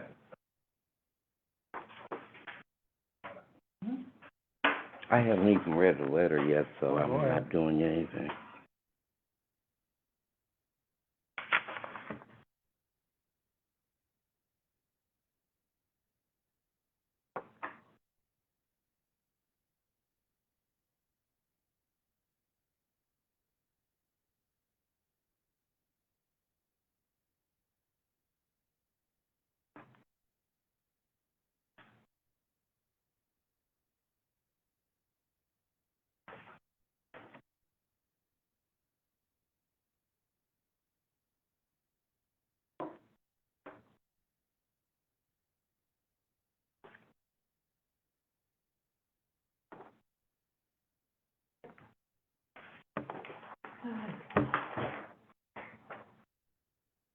Okay, I have a motion and I believe we have a motion and a second.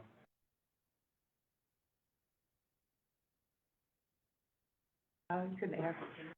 In fact, Attorney. No, I got a question to ask. Yes. Can we pass something like this, we so choose with pending charges? That was my, You can move to approve, okay. All right. find that he's been rehabilitated or No. Showed a pretty strong case and wasn't lying about anything in the stuff he showed us. I'm willing to take a leap of faith on this one also. I have a motion, I believe, and a second. I think Alder Whiten made the first motion. Okay, motion passes. Thank you. Good luck. Thank you very much. Same with the other operator. That would just have to be prior to that, during the afternoon, tomorrow we can get it printed, and then you can come pick it up. Clerk's office. Clerk's office. We have 103 right where you dropped it off at. Thank you very much. Thank you. Have a great night.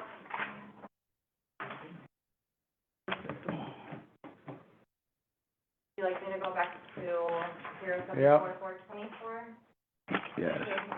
Zero seven four four twenty-four, communication sponsored by Alder Pete on behalf of the city clerk's office, submitting a new application for a Class B retail fermented malt beverage and intoxicating liquor license for Pub 41 LLC, doing business at Pub 41 Banquet Hall located at 3701 Durant Ave.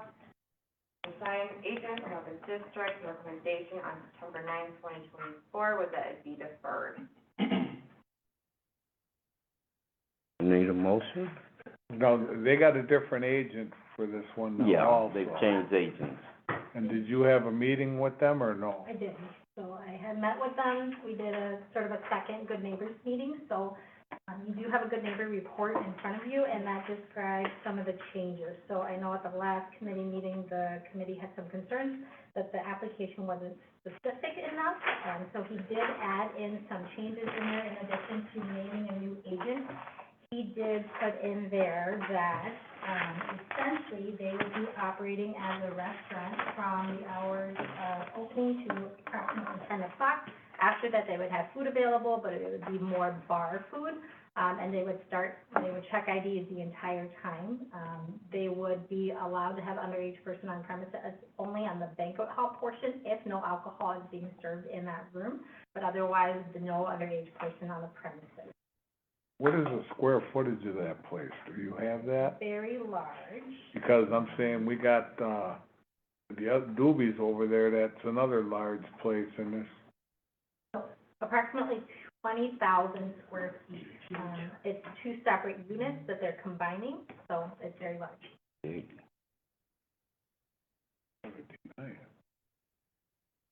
My question, do we gotta defer this item?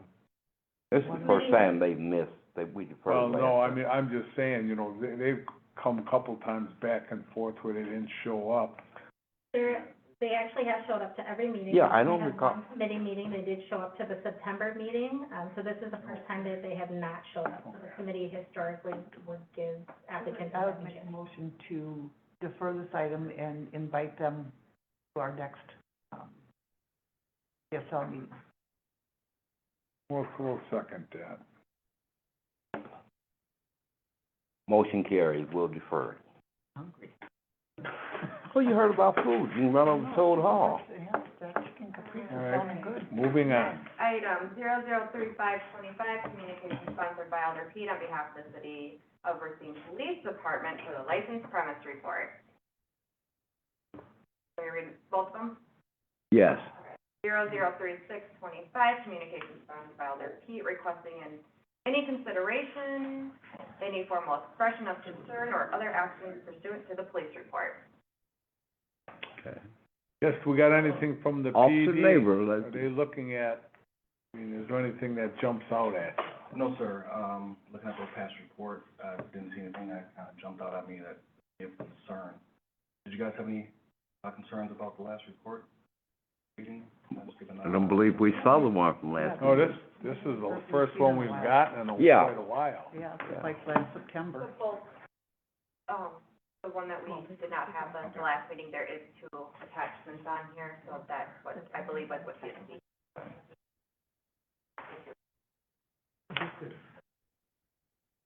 That's an addendum.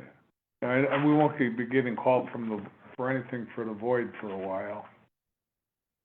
Terrible, because it started on fire, that's why. So this is almost 3 months worth of, Right. calls, and it doesn't seem like a whole lot in comparison to what we've had in the past. And a report from, December 29th to, January 12th, you know, had And then, 6 calls to service, which is not a lot at all, and most of them were on New Year's Day, or leading into New Year's Day, so. Cold weather does have some good so we got points. Thanksgiving, crazy Thanksgiving, and So, I got any other I questions? mean, they're closed up now, but the incident that happened at Duos when they had people in, they turned in their license, that was in, December? Because So there was an incident at Duos, that was brought to my attention.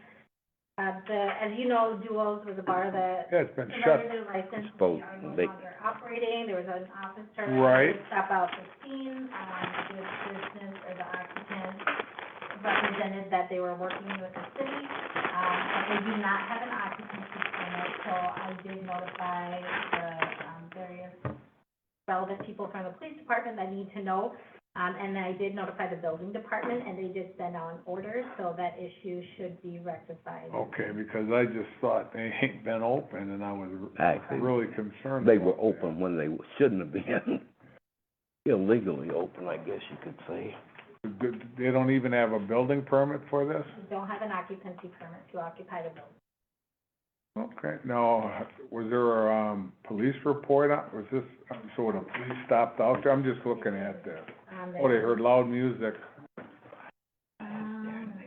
December 22nd. Yeah, just a few weeks ago, that's what shocks me, they shouldn't. I stopped at the stop sign, 'cause they didn't have. Until today, we have not responded to that address. Huh. Well, I guess we ask that you guys keep an eye on that, so. You know, I drive past it every night, but I never see nothing going on. I've seen a lot So of they them should not be before. open. No, they shouldn't be open at all. Mm-mm. Okay. All right, then. Do we have a motion? Motion to, Move to approve. Yeah, we have Oh, to we have approve to the approve. first one and file the second one. Is there a second? do we gotta approve this or receive and file? We approve them, so Normally, you guys approve We'll- the report, we- go to council, and Right.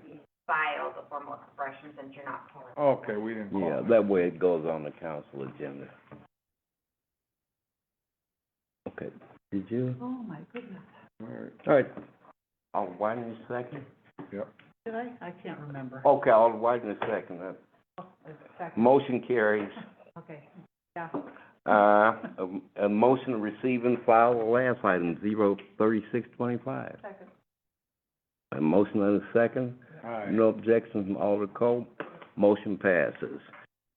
This concludes the PSNL meeting. It does, but I wanna have some discussion about the difficulty we're having with quorums and Okay. the full committee. All right, should we adjourn first? I think we're still being recorded. Yep. All right, Would you like to we are officially adjourned.